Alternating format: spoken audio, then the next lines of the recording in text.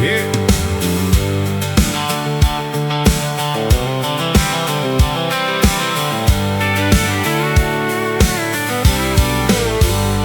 5 a.m., that old punch clock, coffee black and steel-toed boots.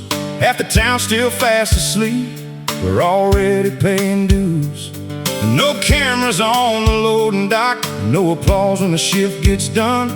Just another day of building things that'll wear somebody else's name. My old man worked these same machines, left fingerprints on half this town. They never made the evening headlines, never wore a fancy crown.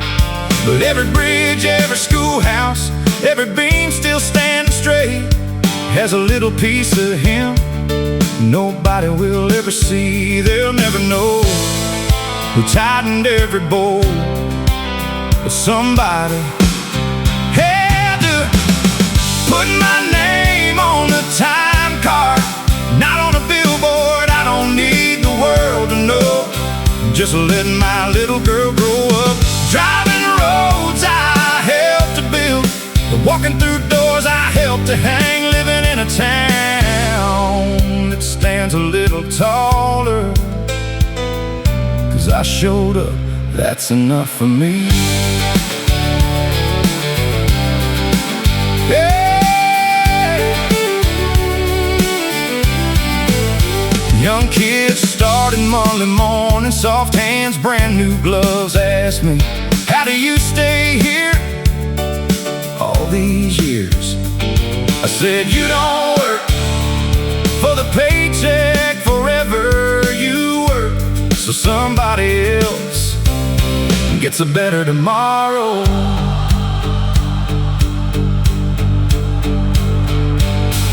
The strongest things in this country are usually built by people nobody remembers by name. Yeah! Put my name on the time card, let somebody else take the spotlight. I'll take the sunrise, the smell of fresh cut lumber, the sound of quitting time, the handshake at the end of the day. Because when I clock out for the very last time, I don't want people saying he was successful. I want them saying he was dependable.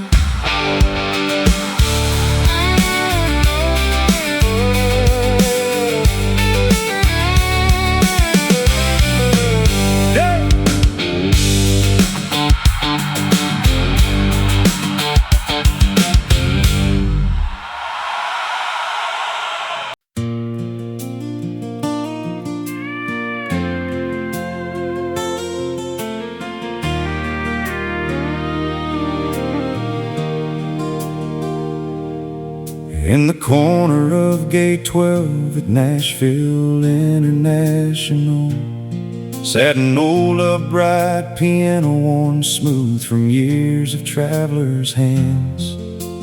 Businessmen, young dreamers, soldiers heading overseas would stop and play a song or two before disappearing with the breeze.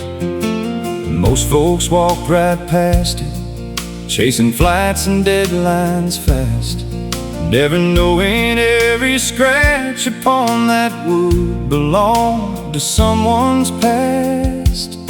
But every Tuesday just past noon, an old man took that seat and played melodies so beautiful the whole terminal grew still. Nobody knew his story much, except he wore a faded cap and carried a photograph folded in his his jacket flap. One afternoon I missed my flight and wound up listening near. When he started playing Amazing Grace, I noticed tears. After the crowd had drifted off, I finally asked his name. He smiled and said, "I'm Walter, music's why I came."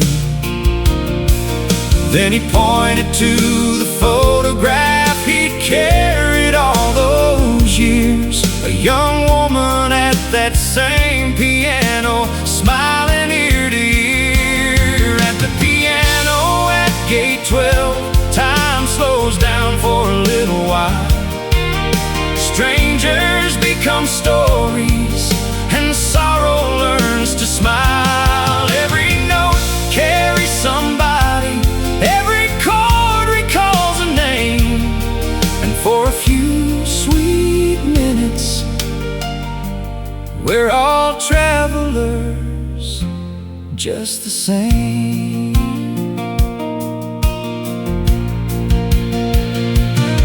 He told me back in '89, his wife sang in local bars before cancer took her voice and left silence where songs are.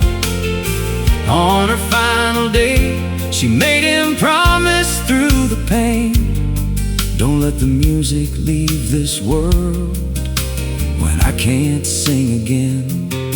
So every Tuesday for 20 years he'd come and keep that vow, playing her favorite songs for people rushing through somehow. And nobody realized the reason behind those melodies until a reporter shared the story nationwide one week. At the piano at gate 12, time slows down for a little while.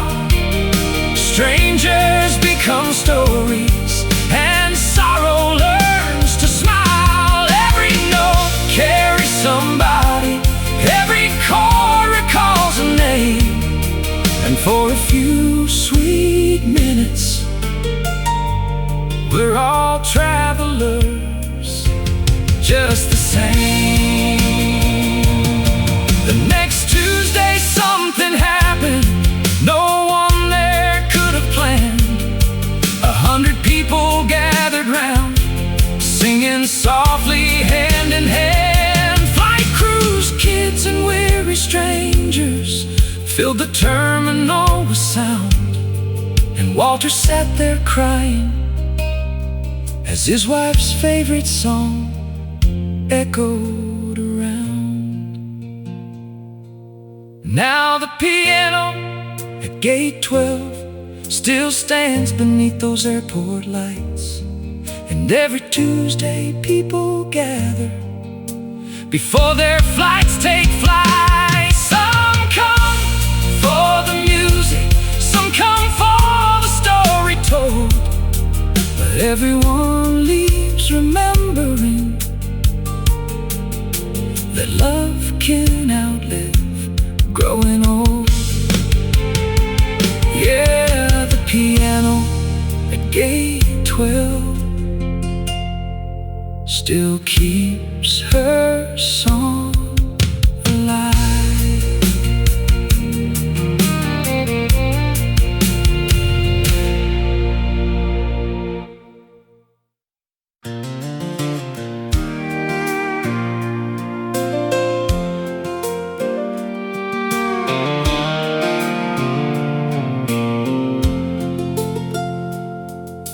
Grandpa's toolbox sat untouched for nearly 5 long years in the corner of the garage, collecting dust and memories. Rusty wrenches, bent up nails, receipts from '72, and 100 little pieces of a life nobody knew.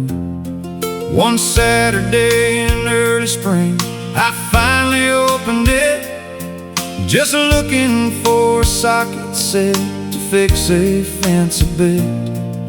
But underneath the bottom tray, watertight and worn, was a hand-drawn map on yellow paper, weathered, stained, and torn.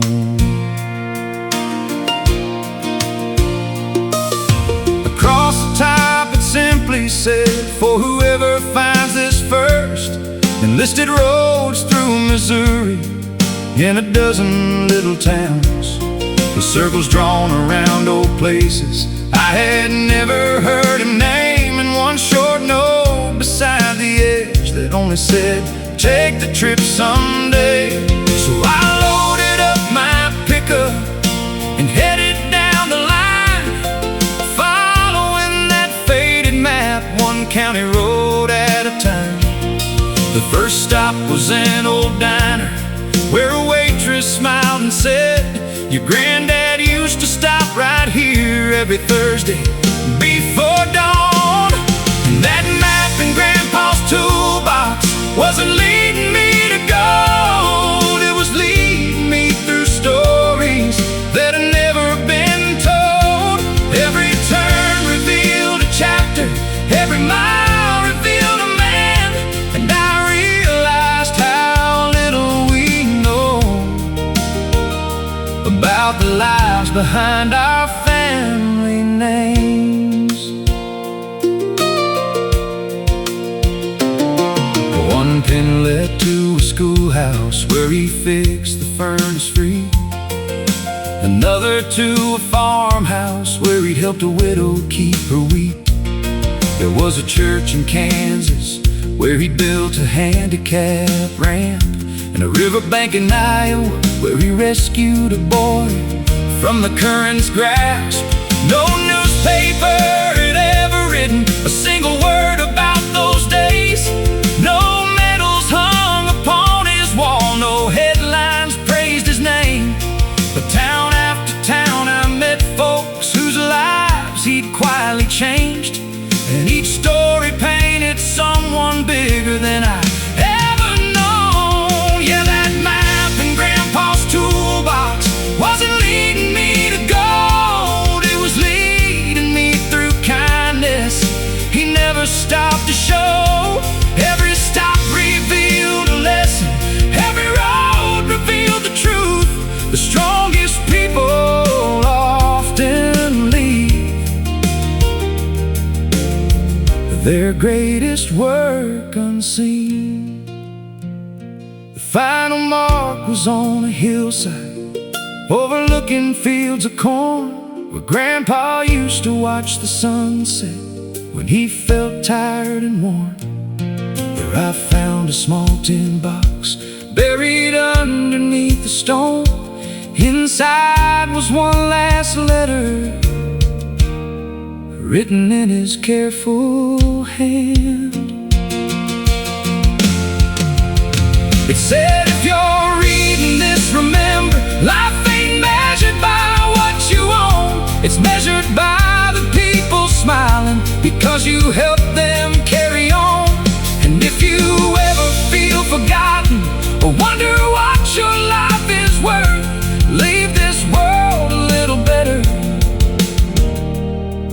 than the day you found it first." Now that map hangs in my hallway where I see it every day, and whenever I get lost, it still shows me the way.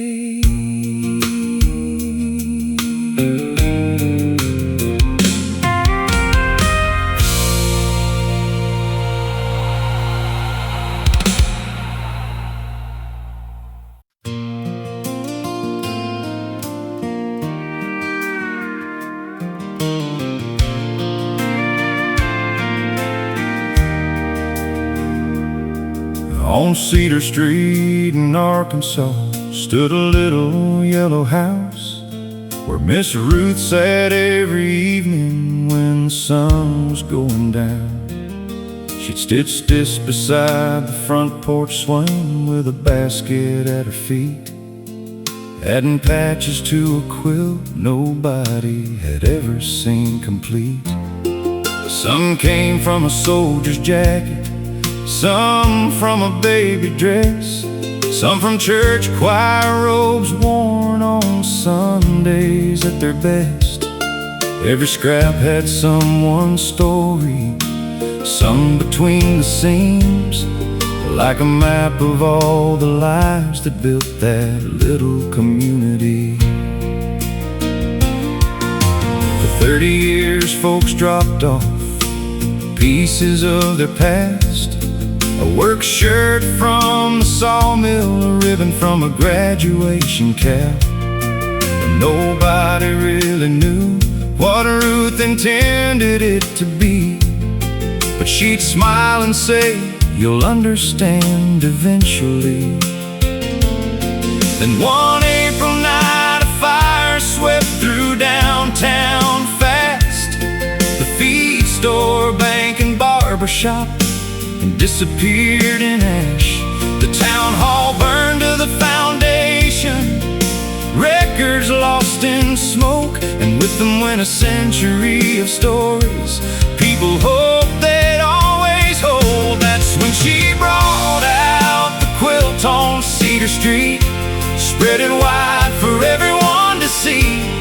Every patch of name, every thread of memory, every color telling where we'd been. When the photographs were gone, when the old records disappeared, that quilt became the history we thought we'd lost that year.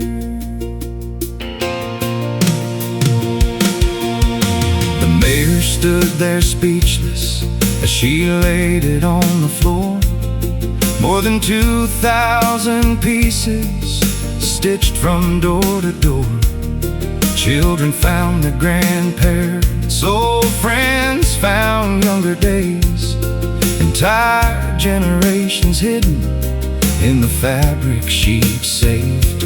There was a square from the first schoolhouse, built in 1932, a piece from a wedding tablecloth everybody knew. And when folks saw their stories there, something changed inside. They realized the town ain't buildings, it's the people tied together through time. That's what lived inside the quilt on Cedar Street. Every laugh and every defeat, every harvest, every storm, every dream, woven into something bigger than a single memory. When the photographs were gone, when the old records disappeared, that quilt became the history we thought we lost that year. Miss Ruth passed away that winter at 94 years old. But before she left, she wrote a note, folded careful in the quilt's old folds. It said, "The strongest threads are people, the cloth is only cloth. Take care of one another, and you'll never truly be lost." Now the quilt hangs in a museum built where the old town hall once stood, and school kids stop and stare a while, like every generation should. They see more than scraps of fabric, more than colors stitched with care. They see the heart of a small town story still hanging there. Yeah, the quilt on Cedar Street still holds us all together.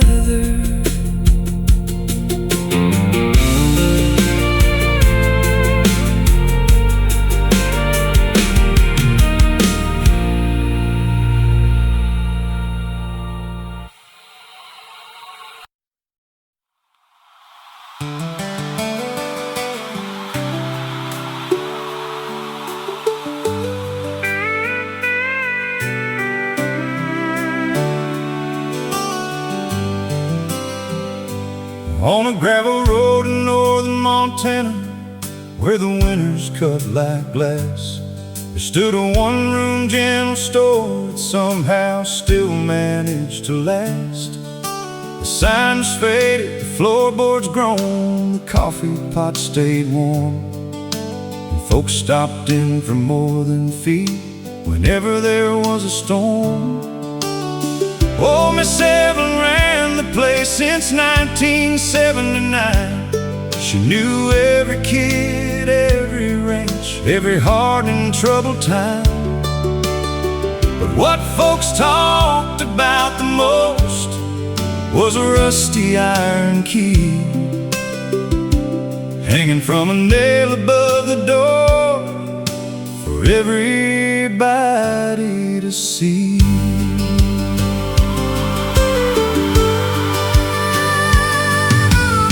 Nobody locked their houses much back when the town was young, but times changed like the weather, and trust grew harder to come by. Still that key stayed hanging there through every passing year. And if you asked Miss Evelyn why, she'd smile and say it's here. For the day somebody needs it more than pride will let them say.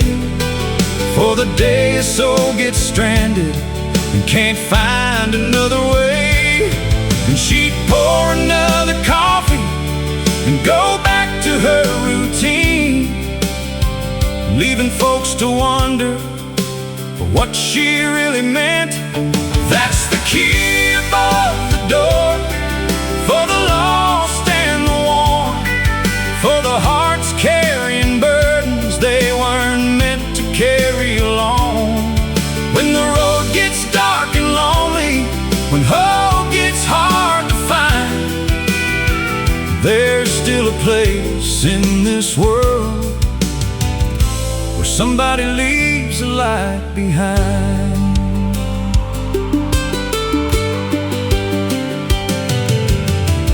Then came the blizzard of '08, worst anybody knew.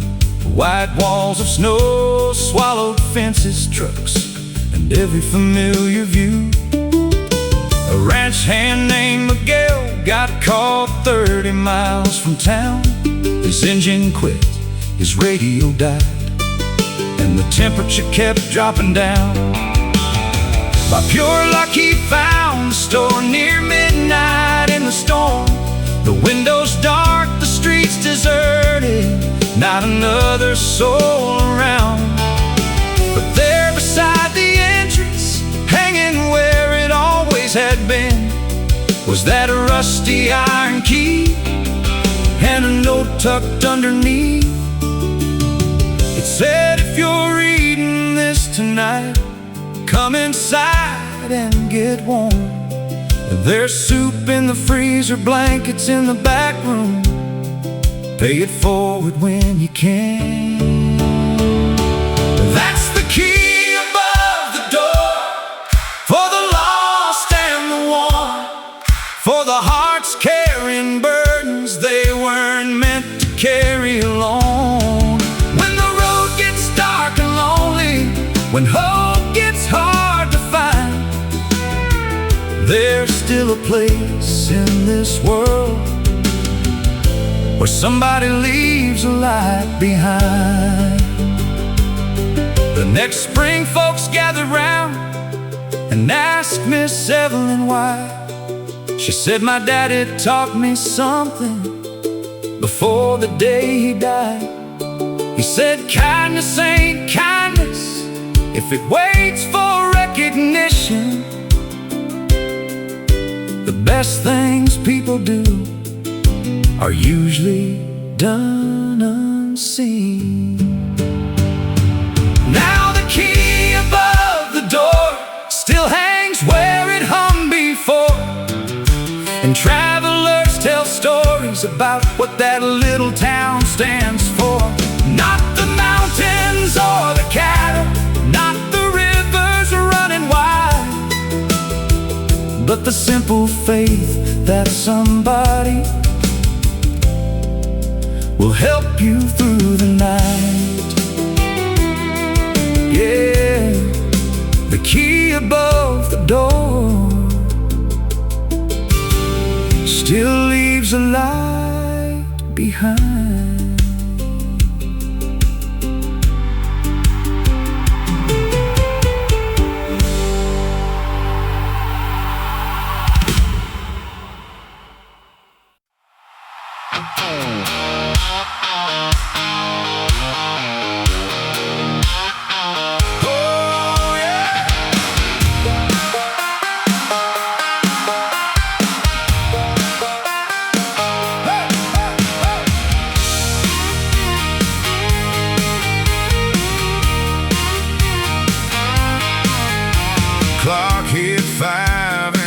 whistle blew, I threw my gloves in the backseat too. Steel-toe boots on the dashboard now, ain't punching another clock somehow. Got my old Chevy shined up clean, little more rust than gasoline. Windows down, that V8 growls. Tonight this town belongs to us. Hey!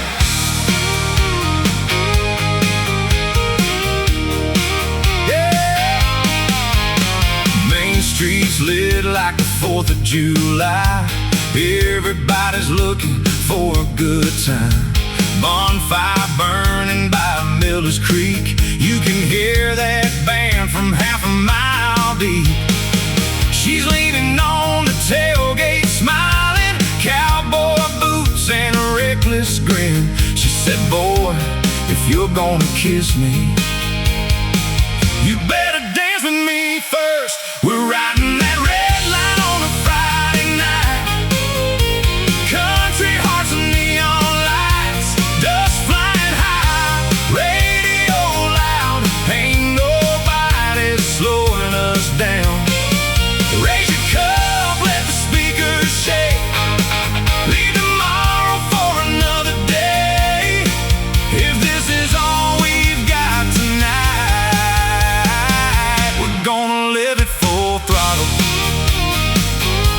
Yeah, yeah. The sheriff rolled by and tipped his hat, said just keep it off my grass. Old folks laugh from the diner porch, 'cause they were us once, years before. Midnight found us by the riverbank, stars so bright they looked hand-painted. She stole my cap and took my hand, said don't ever grow up. We're riding that red line on a Friday night. Country hearts and neon lights, dust flying high, radio loud, ain't nobody slowing us down. Raise your cup, let the speakers shake. Leave tomorrow for another day. If this is all we've got tonight, we're gonna live it full throttle.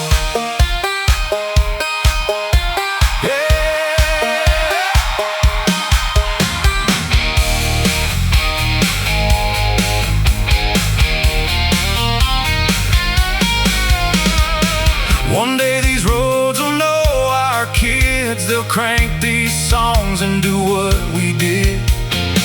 Every generation gets one wild ride before life teaches compromise. But tonight, we're still bulletproof. Yeah, we're riding that red line on a Friday night, laughing underneath those county lights, engine singing, hearts on fire, burning like worn out truck tires. When Monday comes, we'll go back to work, pay our bills and iron our shirts. But nobody can ever say we didn't squeeze every drop from Friday.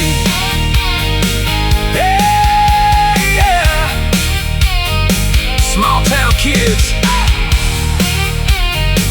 big time memories.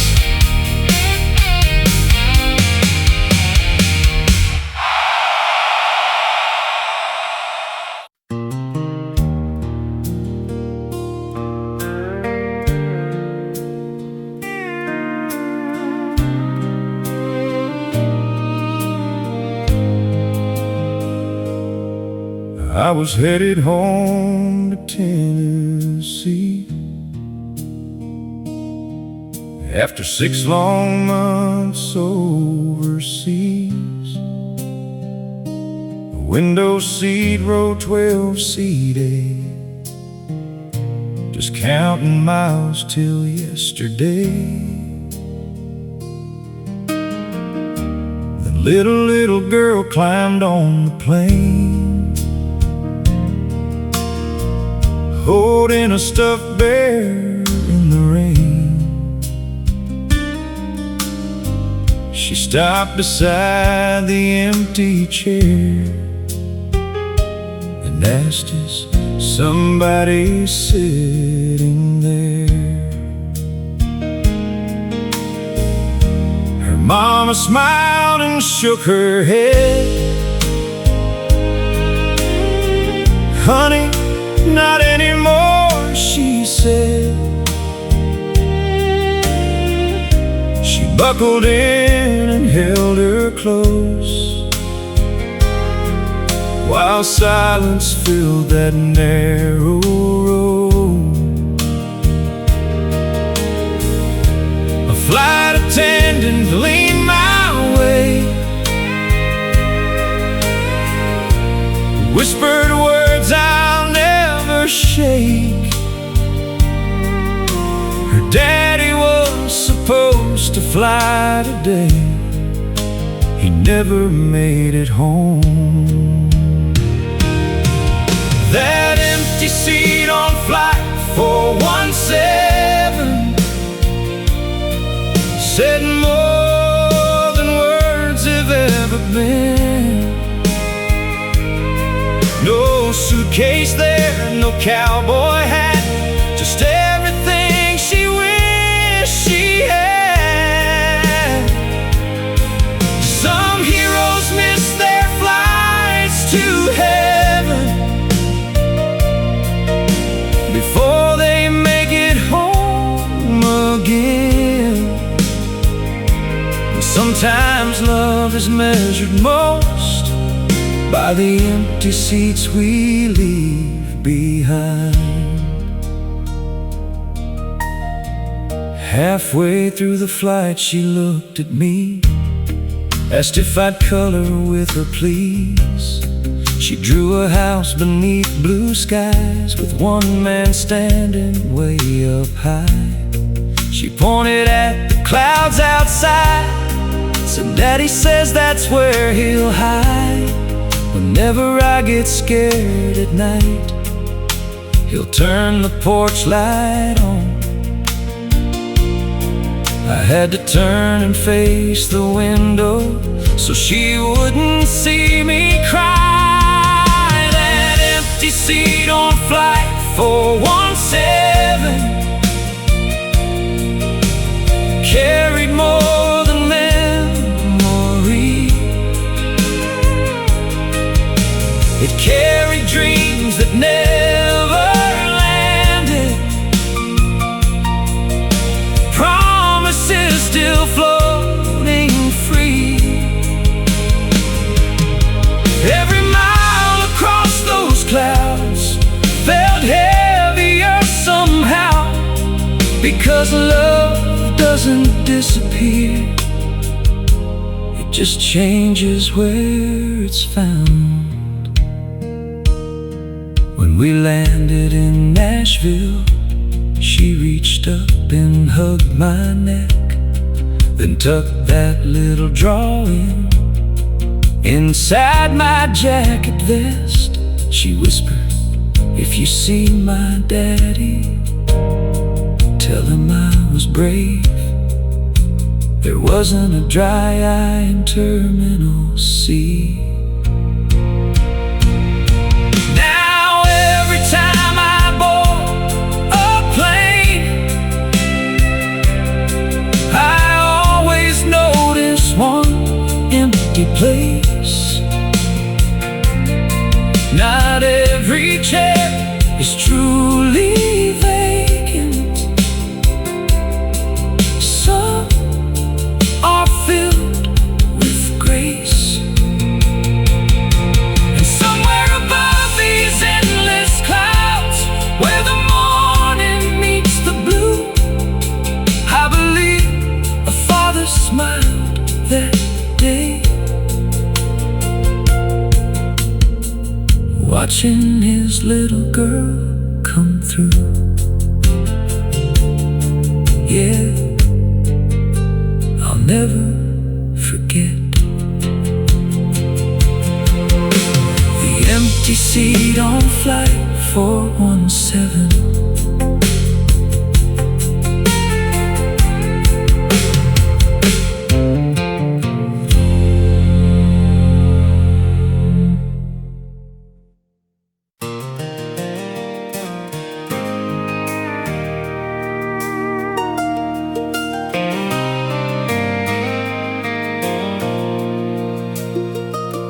Met her at exit 17 on a Sunday morning drive at a roadside farmer's market just outside of Caroline.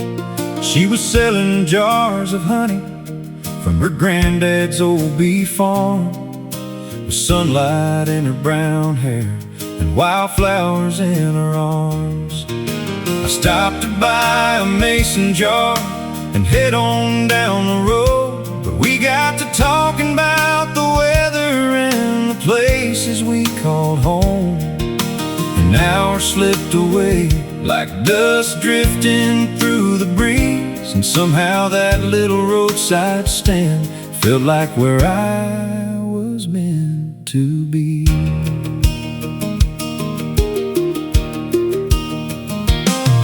Next week I came back again, pretending I needed more honey stacked up in my kitchen from the visits before. She laughed and called me out on it, said you ain't hard to read, then handed me a lemonade and pulled up a chair for me. By August we were dancing at the county fair at night, beneath a string of colored bows, glowing soft and bright.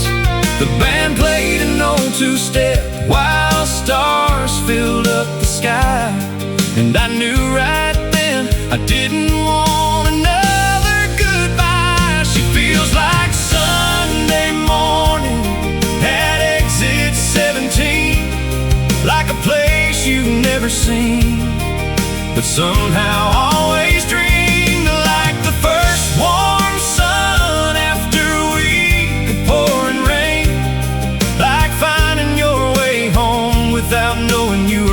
Along the way, but she ain't fireworks or a runaway train.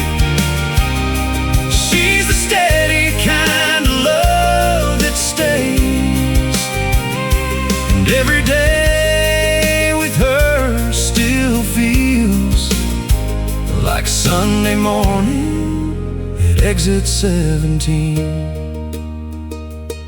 Now there's a porch swing by the farmhouse where we watch the evening fade, and a little girl who runs around the yard chasing butterflies all day. The honey stand still opens every weekend in the spring, and folks still stop to buy a jar and hear the old bees sing. Sometimes I'll catch her smiling when she thinks I'm not aware, and I swear she's just as beautiful as that first morning there. Funny how a simple stop can change your whole life's course, like turning down a road you almost passed before. She feels like Sunday morning at exit 17, like a place you've never seen, but somehow always dreamed, like the first warm sun after a week of pouring rain, like finding your way home without knowing you were lost along the way. And she ain't fireworks or a runaway train, she's the steady kind of love that stays, and every day with her still feels like Sunday morning at exit 17. People talk about forever like it's some impossible thing, but forever's just 1,000 little moments in between. A cup of coffee on the porch, her hand reaching for mine, the ordinary things that make a life shine. Yeah, she feels like Sunday morning at exit 17, like the sweetest little blessing I never saw coming, like a song the radio plays exactly when you need a reminder that the best things arrive quietly. She ain't fireworks or a runaway train. She's the steady kind of love that stays. And after all these years, she still feels like Sunday morning at exit 17.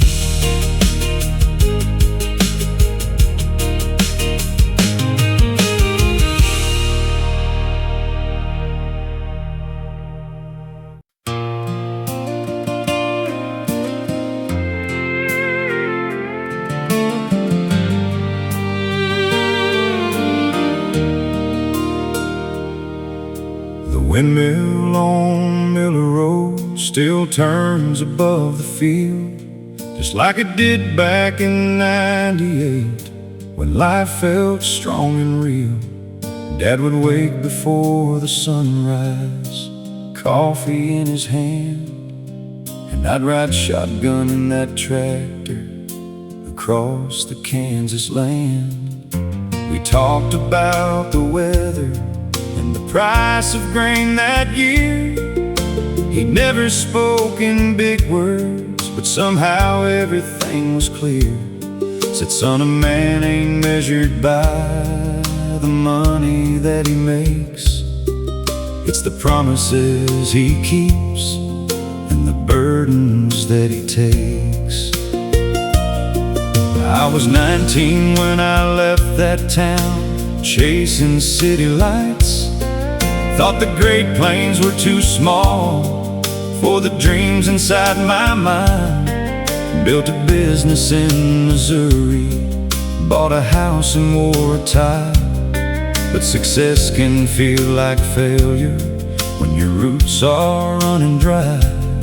Then one cold November morning, my sister called in tears, said, you better come on home now, Dad's been fighting hard for years. I stared out at that office glass and watched the traffic flow, and for the first time in forever I knew exactly where to go. So I drove through the midnight rain, past every mile of pride and pain, back to the fields where I learned my name, where the wind still sings across the plains. That old windmill keeps turning slow, like the hands of time I used to know. And every lesson that my father gave still stands like steel above the waves. The hospital room was quiet when I walked through the door. He looked smaller than I'd ever seen, but his eyes were strong once more. He smiled and said, you made it, son, then pointed through the glass toward the winter fields outside, where the snow was falling fast. We didn't talk about regrets or all the years gone by, just watched the clouds move over Kansas. Beneath the fading sky, he squeezed my hand and whispered low, the farm will need your care. And in that simple moment, I knew my future waited there. So I drove through the midnight rain, past every mile of pride and pain, back to the fields where I learned my name, where the wind still sings across the plains. That old windmill keeps turning slow, like the hand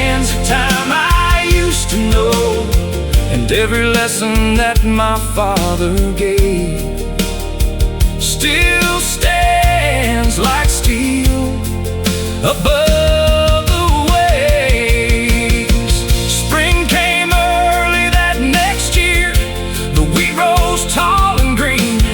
Sometimes I still hear his voice carried on the prairie breeze. And when the sunset paints the sky in shades of gold and red, I tip my hat toward Miller Road and thank the man who led. Now I walk those fields at dawn, though the years keep moving on. The windmill turns above the land like my father's weathered hands. Every season comes and goes. Every child eventually knows the richest things we'll ever own are the people who call us home. That old windmill keeps turning slow, and every time I see it blow, I know the roots I almost lost were worth far more than what they cost.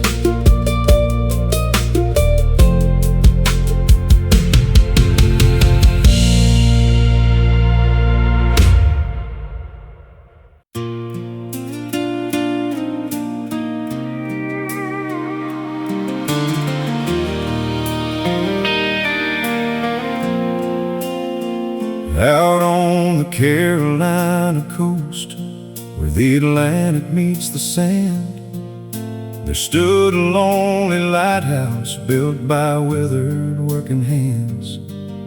My daddy kept that beacon burning through every storm that came, while I dreamed of bigger cities and a life beyond the waves. Every night he climbed those stairs with a lantern and a key, while cargo ships crossed dark horizons far beyond the sea. He'd say a light ain't measured by how far away it shines. It's measured by the lives that helps make it home alive.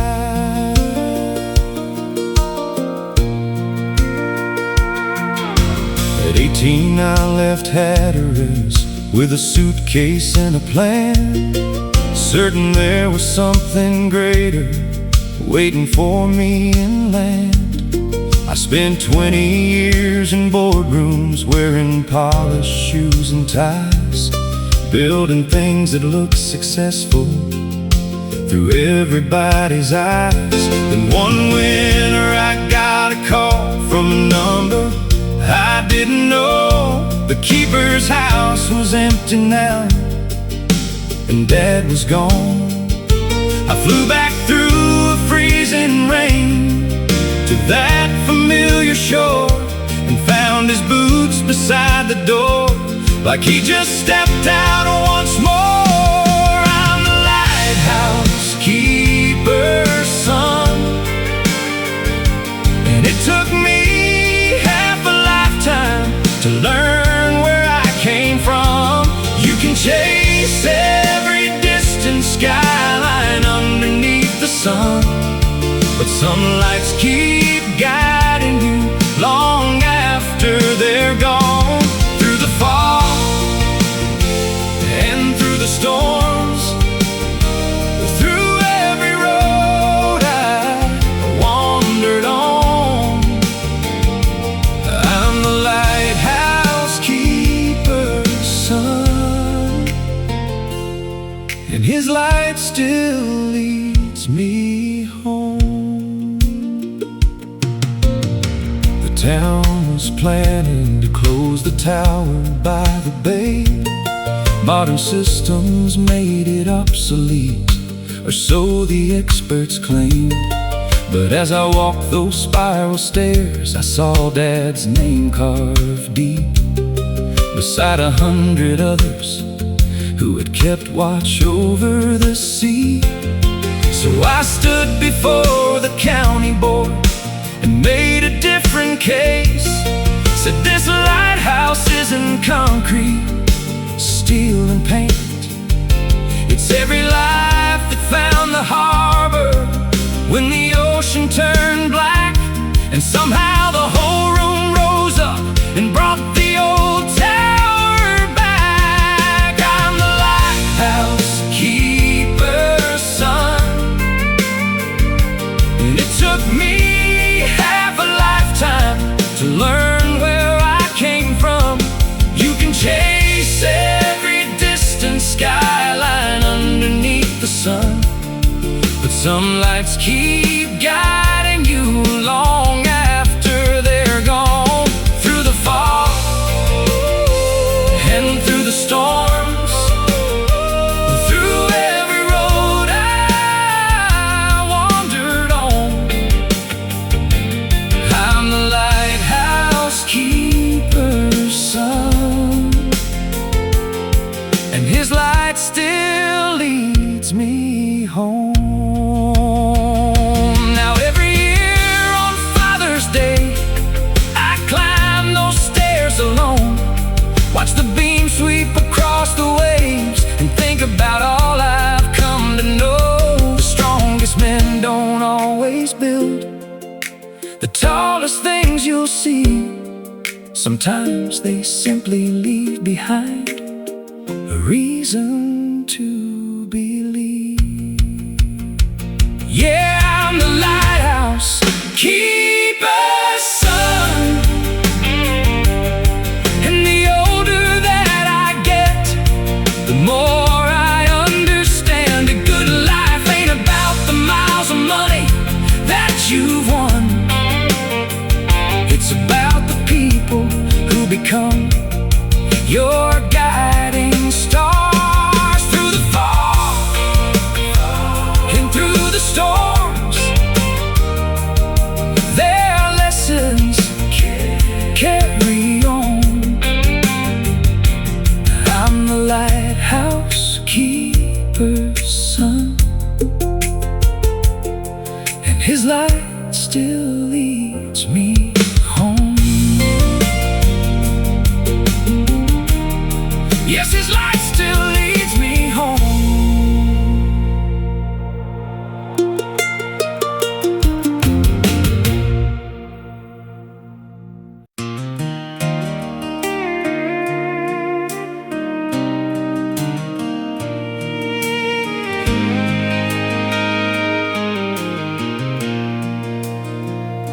I bought an old farmhouse outside of Lexington, white paint peeling off porch, leaning toward the sun. The realtor said it's been empty near 30 years or more, the kind of place where memories still creak through every floor. I spend my Saturdays fixing boards and patching cracks, pulling down old wallpaper nobody wanted back. Then one rainy afternoon, behind a bedroom wall, I found a faded envelope that looked like it survived it all. The paper smelled of dust and time, the ink was turning brown. It started to, whoever finds this, if this house is still around. It was written by a farmer's wife in 1953 to a child she was carrying, but knew she'd never see. She wrote about the dog they had, the willow by the creek, how his father sang while working and prayed before he'd sleep. She said, if life gets hard someday, don't let bitterness take root. The strongest hearts are often grown where storms have passed on through. And I read every word by the light of a lamp,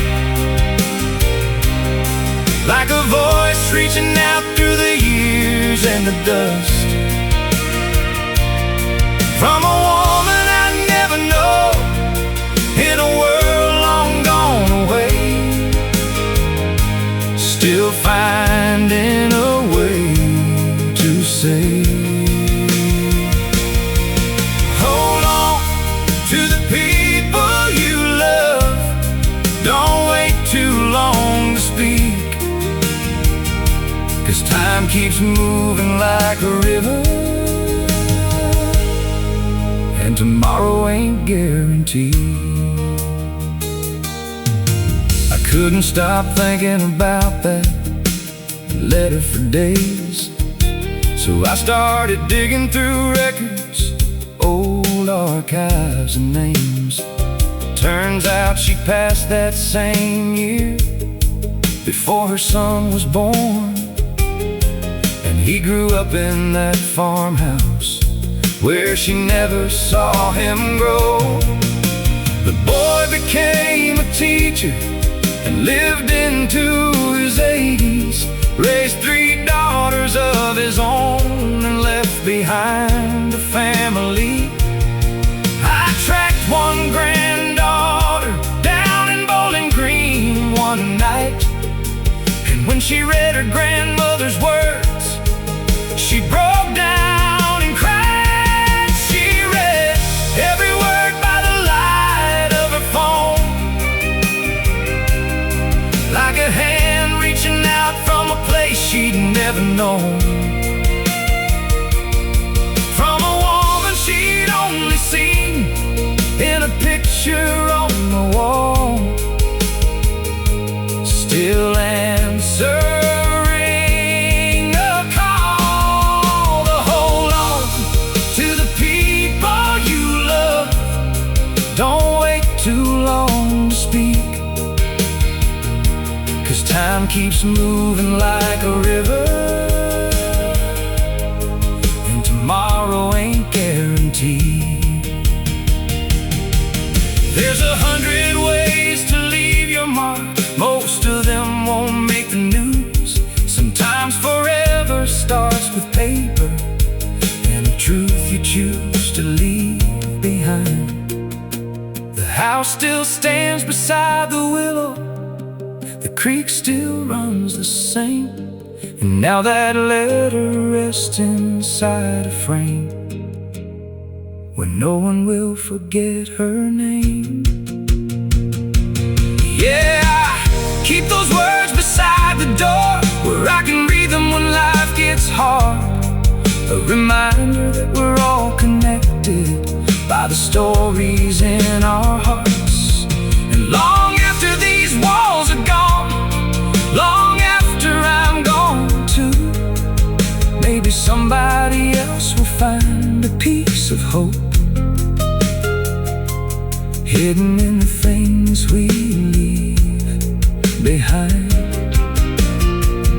Yeah, a piece of hope hidden in the things we leave behind.